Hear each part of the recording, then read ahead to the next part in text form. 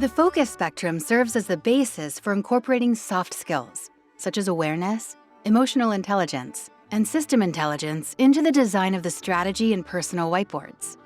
By incorporating the elements of the focus spectrum into strategic planning and implementation, and personal planning and doing, we can be intentional about focus, creating greater personal motivation and company alignment. You will notice that the strategy whiteboard and personal whiteboard have color bands identifying each section. These color bands evolve from the focus spectrum. In the strategy whiteboard, the dominant color at the top of the strategic analysis section indicates the team's focus is on the red side, providing permission to pause and analyze the factors that impact organizational success. This is also the place to discuss what didn't work in the past.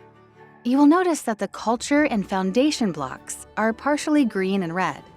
This color gradient acknowledges the influence of various aspirational aspects of these two blocks, meaning part of these blocks leverages green side focus by looking into the future at desired outcomes, while there are related historical aspects that need to be evaluated and analyzed, or red side focus. Similarly, the first section of the personal whiteboard, self-analysis, is predominantly red, signifying the need to stop and analyze various factors that impact who we are and who we are becoming. As with the business strategy whiteboard, the first and last blocks on the personal whiteboard analysis section are partially red and green, suggesting there are aspirational and historical components in play.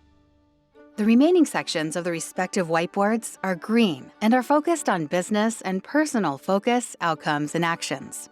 By leveraging the emotional and system intelligence influence from the focus spectrum and adapting them into the strategy and personal whiteboards, companies and individuals can ensure they take the necessary time to analyze what has happened in the past, understand what went wrong, and then intentionally move focus to learning, growth, application, adaptation, and identifying meaningful and realistic outcomes.